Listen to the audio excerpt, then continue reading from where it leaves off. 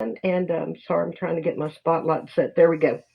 You got the floor, Rob. Introduce you. Oh, by the way, let me introduce you. This is Rob Lemming, otherwise known as Mad Monk, and he is the Washington State Director of our Permaculture Guild. Come on in, Mad. Hi, thank you. So today I'd like to piggyback off of what Michael was talking about, the importance of water and the preservation and management of it, and how permaculture manages the elements that we have available to us in a natural way, aligned with natural laws and natural principles, not focused on greed, but focused on need. Like Michael was saying, we're bottling water and we're shipping it all over the planet, but yet then we have some other folks that are complaining about a carbon footprint of all of the transportation needs. We have foods being grown 1,500 miles away from where we're consuming them. Instead of growing at the source for free, they're only being available at the grocery stores for a fee for those that can afford them.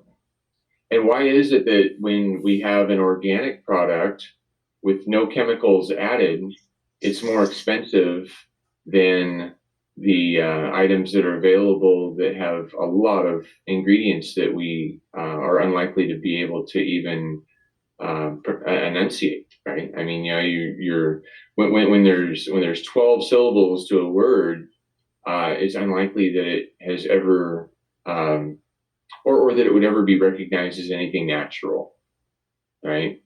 Nature is simple. Nature makes sense. Nature is who we are when we haven't been advertised by idols, broadcasted over television programming to a cult you're being shaped to see and act and purchase and respond a certain way. We've become disempowered as people because we've become dependent upon systems that are motivated by profit. When we recognize permaculture as a basis of how we build a permanent culture that promotes health, happiness, peace, and abundance to people locally, and luckily locally happens everywhere for everyone, we start to recognize these principles as where water exists, so does life. And like Michael had mentioned, the concrete canals, the aqueducts that many areas have implemented into their landscapes expedite the water from where it falls to the ocean. And we've straightened out rivers and streams to align with infrastructure that we desire, so that way it saves money, right? But by that, we have reduced the absorption capacity of the land because the water is rushing past in one straight line versus meandering across a valley. Some of the things when Michael was mentioning that the gardening, including 12 plants in a normal area to provide the minimum standards of bacterial and microfungal growth and the energetic responses between the plants to prevent pests and disease, dis-ease, right? And whenever there's stress, because certain things are not being met, there's going to be dis-ease. It's the opposite, right? Those are polarities that we can be experiencing in our life. And when we're doing what is normal rather than what is natural, we're going to see a society of people suffering dis-ease of the mind and of the body. And stress, most of it is psychological. It's in our mind. But that quickly manifests into dis-ease of the body by the way we handle it. In example, if we're managing our stress by watching television while we're eating Doritos and drinking beer, There might be certain implications to the body that are resulting from that, if that's what we're doing quite often, right? I mean, I'm not saying that you should never do those things, but what we need to incorporate into our lives is what matters rather than what's been advertised to us. And are we looking to leaders who are actually setting an example, or are we just looking to people that are setting an expectation? Because I've seen people, and I've witnessed this personally in my life, who are suffering things, but yet then they're trying to sell me a program to prove that what they're doing works, right? But without the example being provided by them. I teach heavily meditated because even though I am really, really excited about the future that we can hold, I'm trying to just present this in a way of information, right? I mean, because if I'm talking really fast and I'm just too much to handle, people will steer away from that kind of energy sometimes. So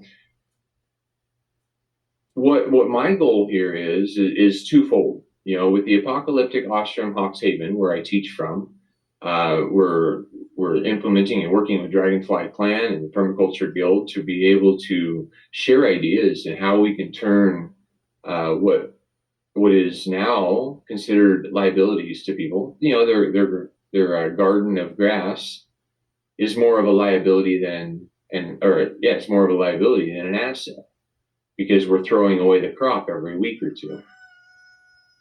And I'm not saying that grass is bad. You know, some people say, I really love my grass. My kids are gonna play, and that's awesome.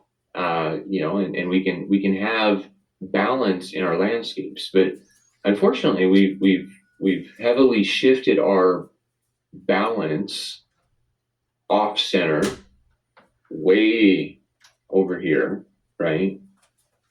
And what we're experiencing is struggle and stress for a lot of people in a lot of places, and that's evident by even the young people are looking to remove themselves from this life experience. They're doing it through drug use, alcohol consumption, drunk driving, accidents, pills, and sometimes even guns. They're killing themselves. And those who are afraid to kill themselves quickly are doing it slowly, because they're escaping a reality in which they live in that they know isn't natural, but they don't know because they haven't been advertised another way. And when we have another way being present and common in our common communications. I mean, I talk about this everywhere. Every cashier that I come across and I have a minute of their time, they're learning about what I'm doing and what I'm sharing, what I've learned from other people. I've been around this rock twice, and I've learned a lot from a lot of people, and I recognize that we're basically all the same, even if we look different and talk different and even believe different things, right? We all want to see health and happiness and peace and abundance in our life. You know, sometimes we may not wish the same for other people that have really pissed us off, right? But even them, even those that desire control over others and are willing to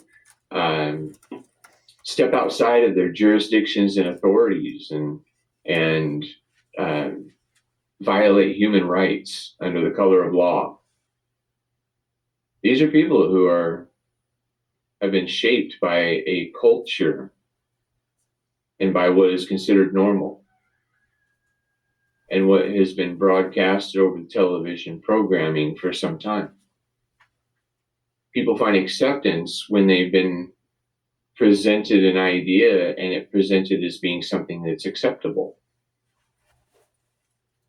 I was just on a fantastic conversation with a gentleman in El Paso, Texas, that is very successful with holding public servants accountable. And we have to recognize that a lot of these things that we're facing in our society are because public servants and those operating in public capacity have made decisions and implemented actions that have complicated our lives. When we start holding these people accountable for their actions against humanity, that's where we're using the tool of government for us instead of against us. And in permaculture, it really spills off into society because we recognize how locally things are happening, and locally things happen when we have an abundance of diversity. And I would suggest we add an extra plant if you're going to be planting indoors, and have at least 13 of the plants. 13 is a natural number. We have 13 moon cycles every year, but yet we've reduced our existence to 12 months, right? And our feminine counterparts of society, when they are in nature and naturally aligning with circadian rhythms and naturally stargazing every night and seeing how these cycles come and go and how we are an expression of water, roughly 70 to 80%, depending upon the part of our body, is made of water, right?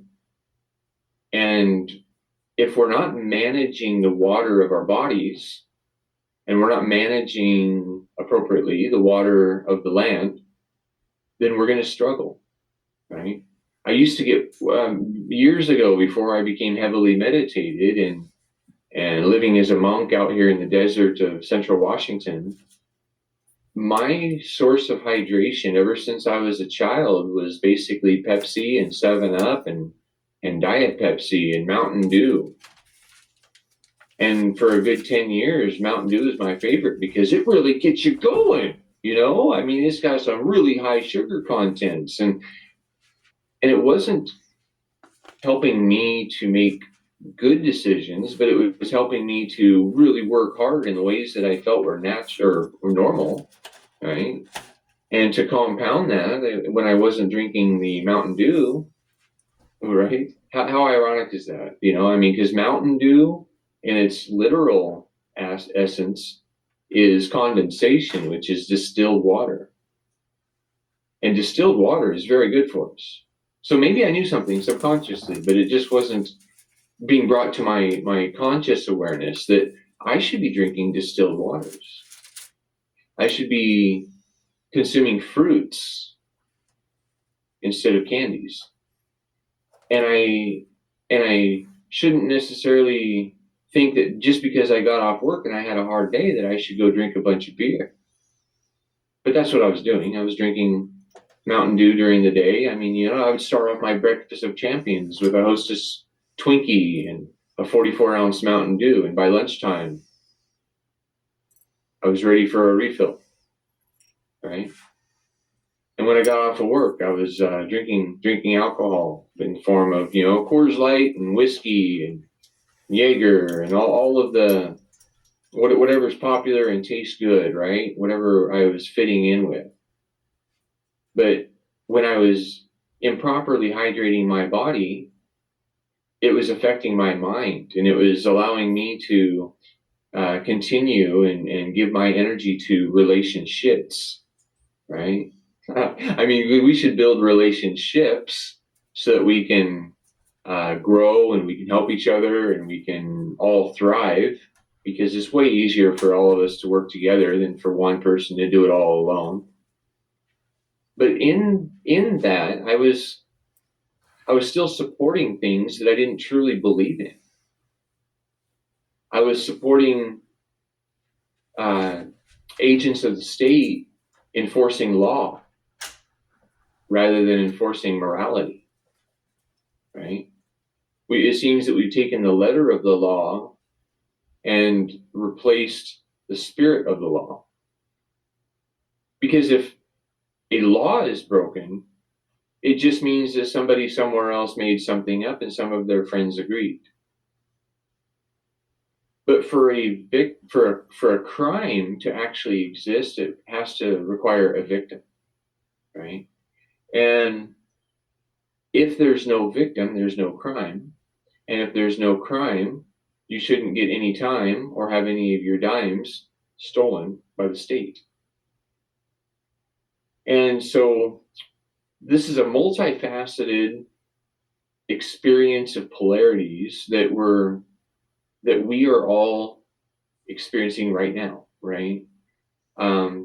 We have a globalization agenda that is centralizing authority and decision making into the hands of a few who may be compromised in their integrity and in their interactions and relationships with other people that they're working with. So, what we do globally is we locally assemble. We locally work with each other to produce all of the things that we need in our community. Locally, we find efficiency and accountability and transparency, right? It's what makes sense. And we have platforms like this, which are fantastic, right? 20 years ago, this was not available, at least to me. And 20 years ago, we were all just basically doing the normal, right? Because we didn't have an awareness created that normal wasn't aligned with natural. And when we can logically look at things, we can see that when we work locally, using the global consciousness that is available to us, we can all thrive because we're not having to have such a learning curve. There were things that happened in ancient Egypt and across our world that promoted it or showed that there was like a stair step evolution. There was a revelation of a new idea that was shared by many. And when we share simple thoughts and ideas globally, and we learn how to implement them locally, like Mark, I think it was Mark, he stepped in on Michael's conversation.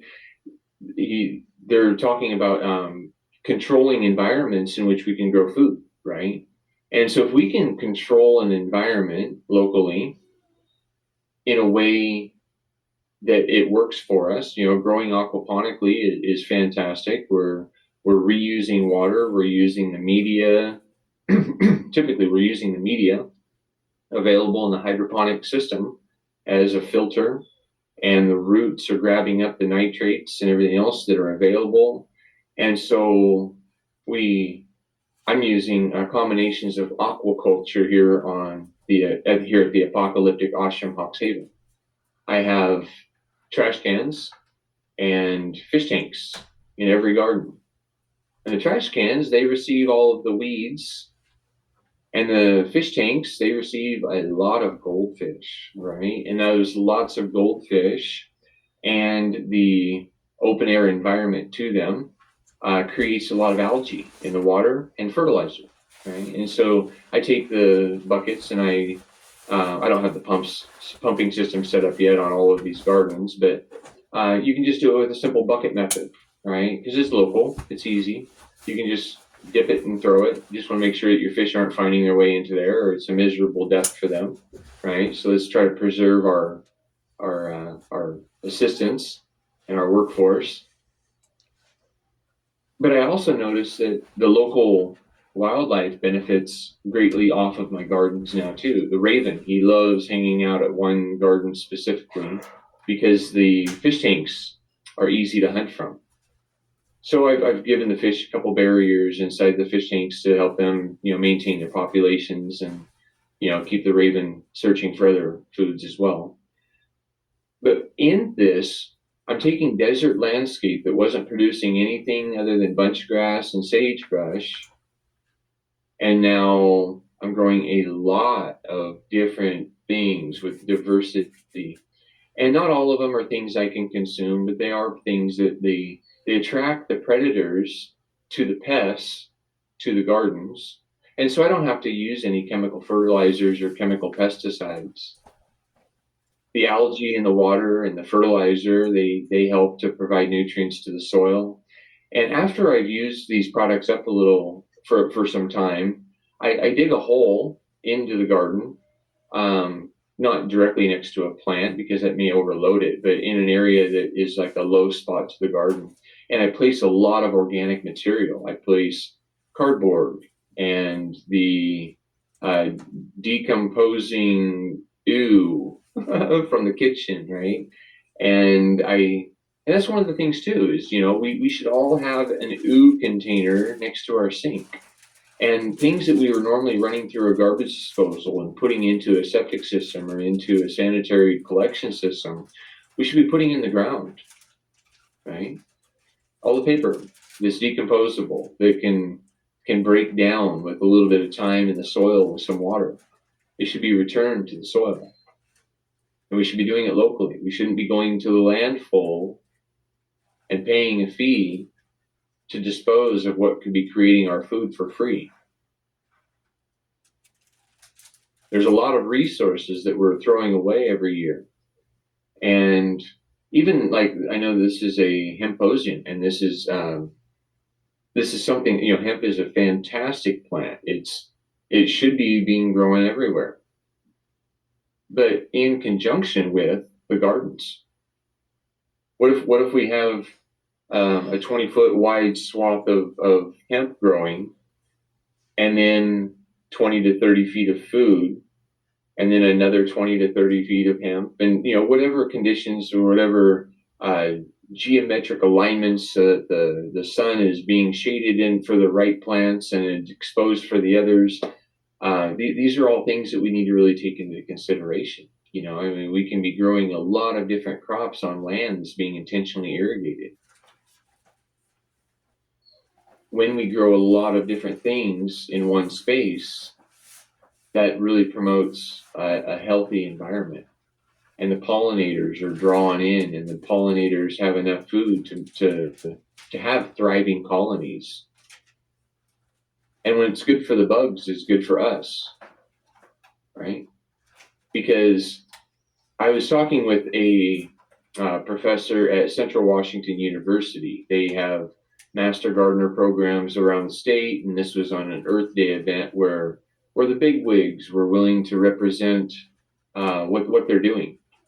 And one of the projects that agriculture was using because of problems with pests is to put a plastic bag on every apple that is being grown in an orchard.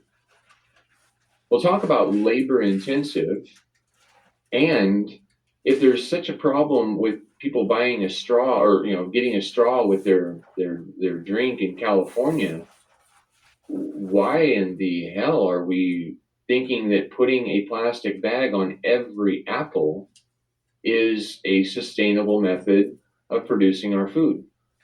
But yet this is where our tax dollars and our charitable donations are being funneled to, is stratospheric injection of our environment to block the sun from the ground instead of planting trees, right?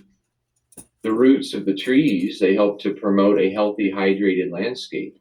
And in my opinion, which I can't find any professional educators willing to align with me, because I think their paycheck depends upon them pushing a certain agenda. But like I've told them, a healthy, hydrated landscape reduces the effects of climate extremes. But yet we're not focused on healthy landscapes, we're focused on a healthy economy. And a healthy economy is not producing a healthy humanity. But when the opposite is focused on, when the healthy humanity and a healthy landscape is the focus, a healthy economy and freedom and health and happiness and peace and abundance becomes a birthright to us all, and an abundance that is present. An abundance that is so present that we may have to haul food excess outside of the cities and outside of the farms. And we may have to be starting to feed the wildlife out in the forest, right? And if the forest was gently shaped in a way that it wasn't being planted as a farm of straight green timber, but rather introducing diversity and abundance, I think we would see a significant increase in both the fauna and flora populations of our forests, because a hydrated landscape can support life. This is a common theme of permaculture. And what I've done here is, and I've chosen this place with a lot of intention and a little bit of luck, but I'm on the north side of Yakima Ridge, and there's days in the winter time that I lose the sun completely, typically closest to the solstice. Hold on, Mike. Can you hear me? And I'm sorry, do we have a problem here? And annually we only get 8 inches annually of rainfall. And so if I can shift a landscape using terracing and swales and aqueducts, I use earthen aqueducts that are just greatly oversized for what they'll ever be subjected to. We are allowing the water to spread out and soak in rather than contribute to the erosion and flooding and famine and drought that is so prevalent right now. So just on the other side of the mountain, or the ridge from where I live, there are a lot of farms, right? And they're mostly being irrigated from deep water wells. But as of a couple of years ago, a lot of these wells are starting to dry up. The drawdown on the well when they're watering their orchards, the agriculture, is being noticed now. And so they had a meeting, and they hired a consultant to determine how much money and the feasibility it was going to take to install concrete aqueducts to meter water from the river to the farmers as a solution to this problem. So I stood up at the meeting and I said, hey, well, what I'm doing, we won't need a consultant that's going to charge you $100,000 or more, because I'm willing to consult for free. Any farmers that would like some consultation towards the water management on their property that will greatly benefit their local aquifer, I will come to your farm, and for free, I will help you design a system that manages the water. So I spoke just for a few minutes, because that's all they give the audience to participate in these forums. But when I was speaking to the board at the end of at the meeting, there was a lady waiting off on the side, and I assumed that she was waiting to speak to the important people of this board, the consultants that have been hired, and the people that are in positions of public service that have allowed for these conditions to exist for some time, and promoted it and perpetuated it. But when I left the table, she rushed over to me and said, "Oh, I'm actually wanting to talk with you. Hi, my name is Lynn, and I'm with the ecology department." And right away, I'm thinking of stories of people that are creating ponds and damming up areas, or diverting waterways, that are sitting in prison because they have a regulation or a statute or a code that they've administered that makes it illegal for us to do these things. There are people who can't grow a garden in their front yard because somebody somewhere else said so. There are people who can't catch the water that falls on their roof because somebody somewhere said so.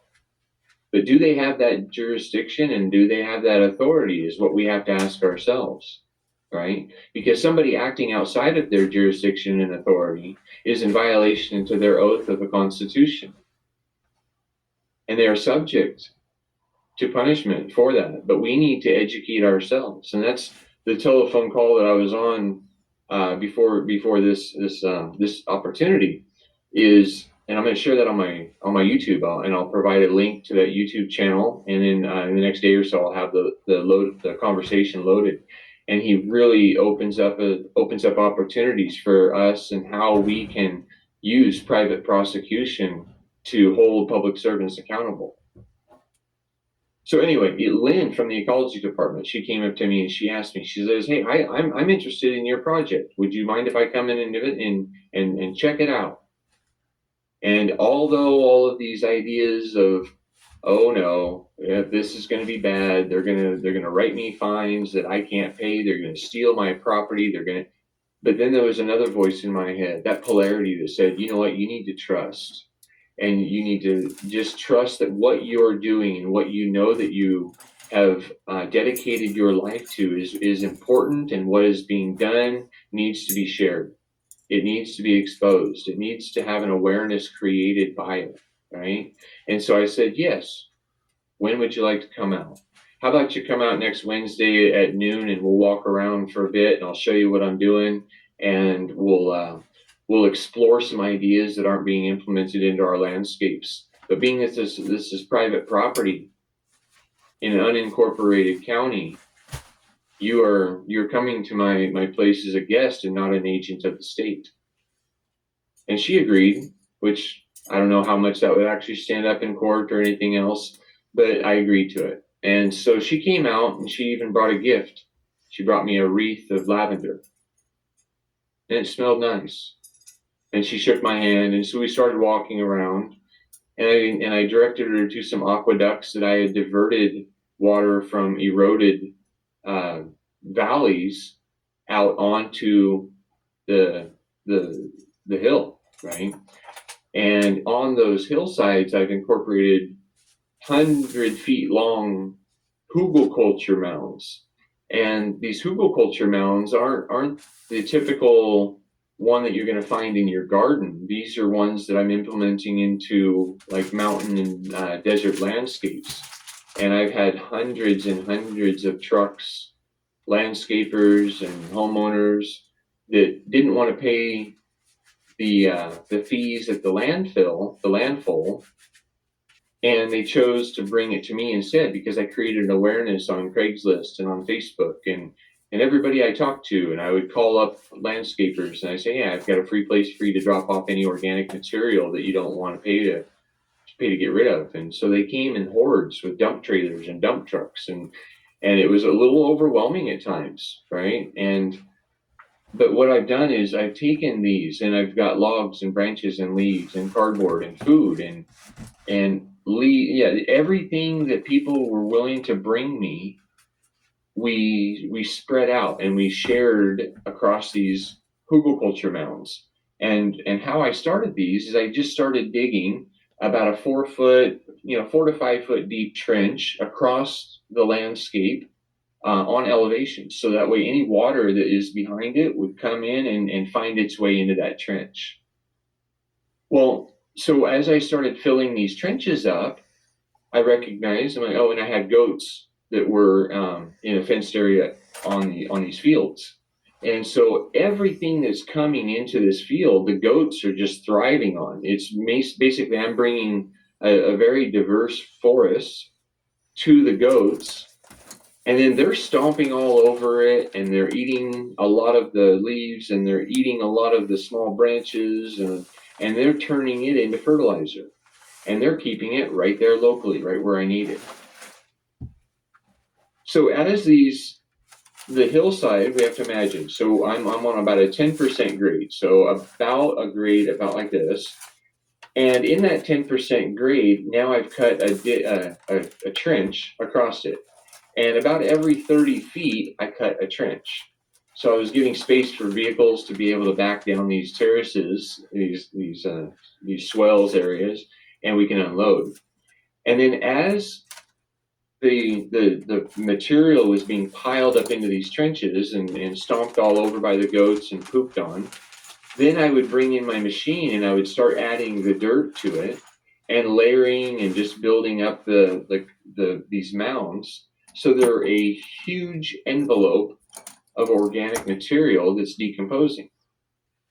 Well, those areas I'm coming up on 5 or 6 years now of winter water, filling up and charging these.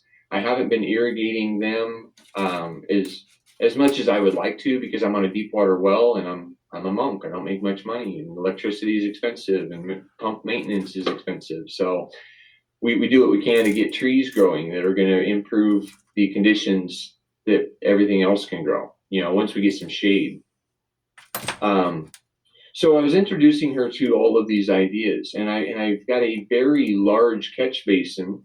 It's like 16 feet deep and about 80 feet in diameter that can catch a lot of water, right? So everything that is diverted onto these hugelkultur terraces, whatever that can't capture is now running into a huge catch basin.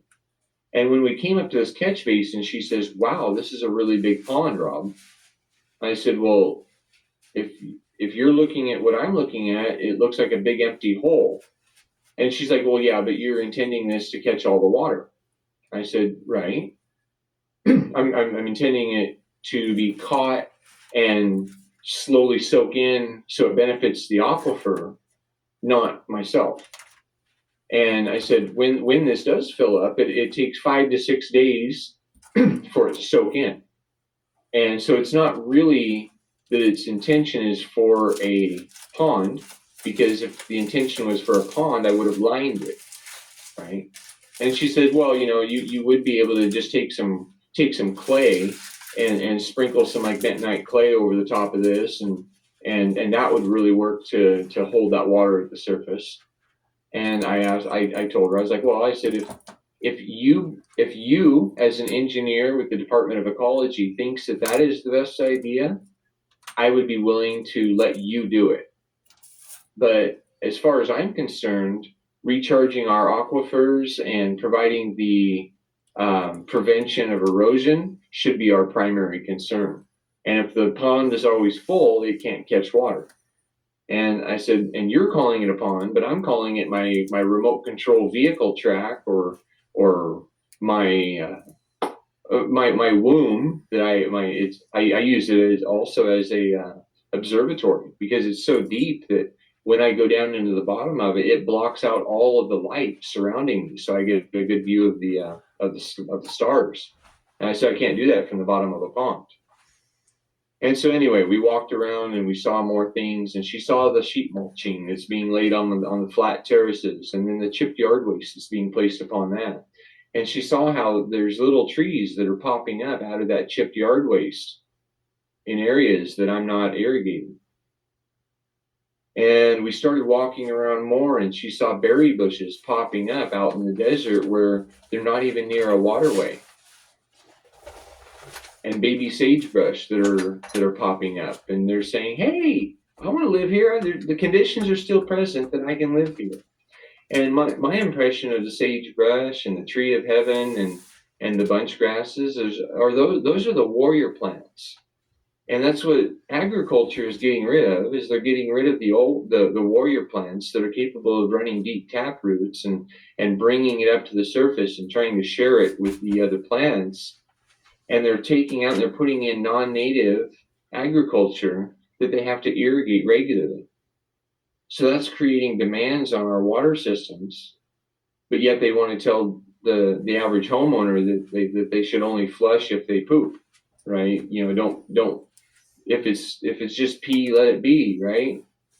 But that's the thing too, is we're flushing away urine as a primary fertilizer that's being harvested in other places on the planet for industry. And the industry isn't just agriculture. The industry is also healthcare. So we're pissing away our fortunes, and we're allowing corporations to make decisions for us and lobby. We used to call that bribery, but now they call it lobbying politicians and public servants to vote a certain way and implement certain actions that are taking us away from what is natural and normal. Or, they've created a normal, but through the cultural programming. So I'm going to let me see here. Sometimes I talk and I just keep talking. I'm going to trust that Shonda will step in when it's time for me to shut up and pass the torch. Well, that was an amazing conversation. I didn't want to shut it down. We are waiting for our Tennessee rep to show up, but he didn't know if he was going to be able to make it. He's had a last minute appointment from his office. So we'll just move into open forum for here for the next 45 minutes. And if Michael shows up, Michael Ellie with Ultimate Earth, not the Mike that's already here. So if our other Michael shows up, then we'll just we'll I would, turn I would the like to make a realm back closing. over to him. I'd like to make a little closing statement, though. Yeah, for sure. I thank you so much for these opportunities to share ideas that can help us shift the course of humanity. Here at the Apocalyptic Ashram Hawkshaven, I operate in under a ministry of Free Will Ministry _AAH. And we have to recognize that we can either work as public citizens in the public domain, or we have the option of working privately. And when we work privately with members, we can do whatever we want as long as we're not creating a clear and present danger to those around us. And this is something that, I won't go into too deeply, but PMA, Private Membership Associations, or 508c1a. And these are ways that we can take back our authority over what we do in our life. And, for me, I operate as a private member of a ministry rather than a public citizen of the state. We can have both. We can operate in both realms, but a lot of people aren't aware that the other realm of the private domain even exists. So I will, as soon as I get off of here, I will put links on the comment section for my YouTube channel, which I share a lot of these ideas and what I'm doing here at the Apocalyptic Ashram Hawkshaven. And my Facebook presence is under Rob Leaming, Leaming, and I'm open to friend requests and followers, really, because I think that the Re-Love Ocean is going to happen when we all come together and we share ideas that empower the individual, and collectively we shape the world. Thank you. Wonderful, wonderful. And I'm going to pop in here really quick with our banner for today. We're fixing to change banners as we move into the National Industrial Hemp Coalition here in about an hour. But I would like everybody that is watching on the live stream to make sure, if you look at the text that attached to that live stream, the Zoom link into this room is attached. Please come in and meet these people personally. I'll put your contact information in the chat so you can network with these guys.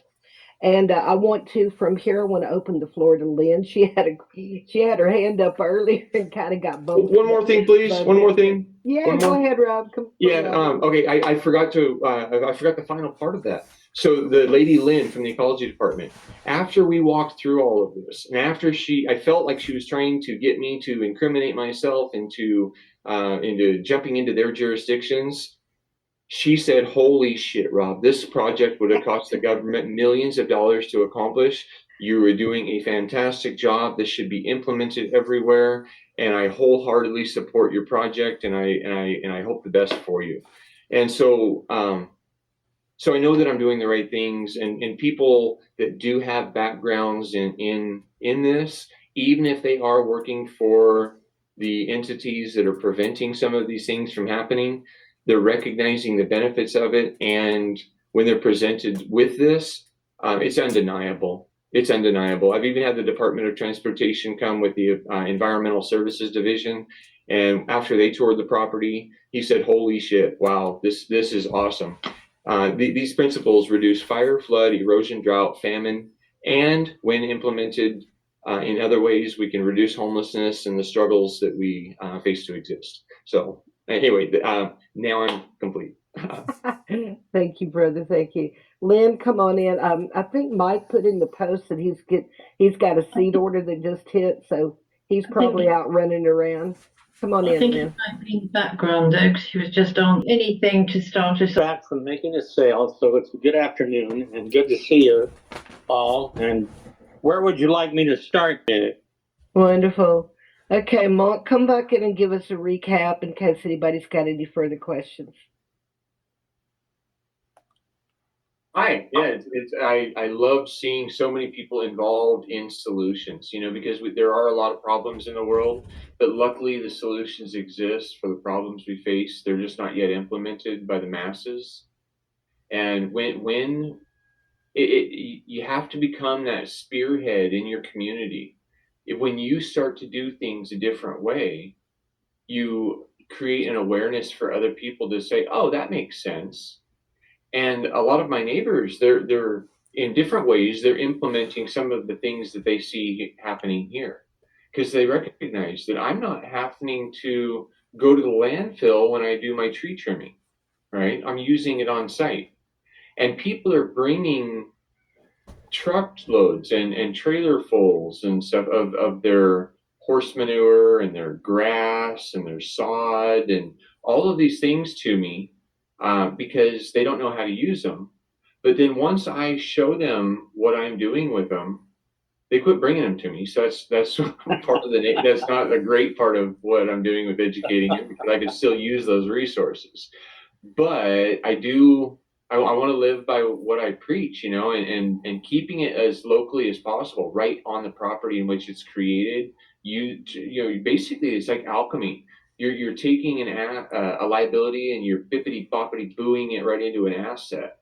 And when we are doing that everywhere, we're just going to face a whole different world. And I've got two little grandkids, and I think a lot of people on here, they're either parents or grandparents, and if we hand off a lesser product of an environment to live in than what we were handed, we are responsible for that, right? We can't blame because somebody somewhere else said so. That's just what was normal. I had a sheriff, he was kind of getting ready to rough me up and he says, "Well, this is how we do it." I said, "That doesn't make it right." And it got him thinking. I was like, "Look, dude," I said, "like, I don't think you're malicious with what you're doing or you're trying to do to me, but I really think that you're operating out of ignorance and you're violating my rights right now. And if we don't do the best that we know how to do, basically we're violating the rights of the future. And for us to pick on little babies and babies that aren't even born yet, that's rude." So I'm so glad to see a lot of people really working in the directions of these solutions because once we reach that awareness, the 100th monkey of a community, it gains a momentum that can't be stopped. Yes, sir. Absolutely. So another thing is I'm implementing biodiesel. I've got a biodiesel plant now here on site, and my excavator and my big over the road truck. They're both capable of burning that. I got the old 2-stroke screaming Jimmy diesels in them, and so yeah, sometimes the oldies are the best. I mean. This equipment's almost as old as I am, and I've been here over half of a century now, but I plan on sticking around for a while. And these machines, you give them a little bit of maintenance, and they just keep going. And that's how we are too. We have to maintain our bodies and our minds in a way that we avoid stress and the dis-ease associated to having stress in our experience. And just like on my equipment, I got to keep it lubricated. I got to keep it oiled. I got to make sure I'm not running it, full throttle in the heat all day, right? But we can take these permaculture principles and just logic and common sense and observance of nature and put that into our day-to-day interactions. And when we build a better environment, we are the direct beneficiaries of that, and we are the trustees. It sounds like a legal system that we're running here on Earth, but that's natural law. Can I interject here? Absolutely. You used the absolutely perfect word. We are trustees. Mm. We are God's trustees on this planet. There were promises made, and we are the trustees thereof. And that comment, my friend, oh my goodness, we are so far on the same page, I can't even begin to tell you. And thank you for that. I'd like to introduce to you an idea that I share with my ministry. And I was in the military for 9 years. I recognized that a lot of 3 or 4 letter words are actually acronyms for something else, right? You know, snafu, situation normal, all fouled up, or Right, yeah. WAF, what a fantastic waste of time sometimes. But then I recognized the greatest words, the most powerful sentences, and the most maybe overlooked things in the world are the simple I am and God. And God, in my opinion, is a unifying force that encompasses everything, and it's the source of our creation and our life, right? And so if I say that I am of God, it is because consciously I engage with the soil of the land and the soul of God, and my intentions and actions manifest growth, oneness, and a divine accordance with others. And that way, when I say I am of God, I am showing and expressing those items into this reality. And I'm not saying that I'm any more of that than you are, because you're doing the same thing. You are consciously acting in the world instead of compulsively responding to the stimuluses available to you from the environment. You know, because I'm sure there's a golf match or something, or a bowling or badminton that you could be watching on any one of the ESPN channels. But you're here talking with us, showing and sharing about plants that can really provide a better future for fuels, for food, for cleaning the soils. You know, and that's the thing, soil and soul, Yes, right? sir. Almost identical. You just put the I into it and it becomes us, That's right? it. We're a product of the soil. You have to meet a man by the name of Michael Bennett. And if you go on that Pure for Planet, that's his website. And you definitely need to make a linkage here, because the words out of your mouth and the impression that you've given me and what I've heard and what I feel as to what you're dealing with, you are so far on the same page as what we're dealing with right now. You need to be a part of this as well, and we need to be having the opportunity to know who you are and how that this may be overlapping in so many different directions. I believe we are all divinely connected, and these Yes, are sir. platforms in which we connect. We're Shonda, you're like a spider. You're creating these webs, and you're helping us to connect with each other and build these networks, because these networks are what makes the dream work. And yes, I'll look that up. I wrote it down. Thank you. And I've also left a couple of my links. It's a little farther up in the chat if you want to check those out. I have a YouTube channel with over 500 videos of me talking and me showing what I'm doing up here. And sometimes there's some hidden stuff in there. So it might start off slow, but it might get in pretty deep. I travel a lot of rabbit holes and help to create an awareness that can create a better tomorrow. Thank you. Thank you. Oh, I love you guys. Well, Monk, I don't know if I've ever expressed this, because you're always on this event instead of on the Sacred Space Continuum, which I think we're going to start integrating these together as well. But my spiritual name is She Who Weaves. And Oh, that awesome. was, yeah, so that is, I am definitely one of many grandmother spiders. So it's an honor to be here with you guys. And we're going to move. Mark, I'm going to bring you in really quick. Mark's got a question in the chat. Can you get that clarified? I'm not sure I understand that, Mark. Yeah, there's on that pure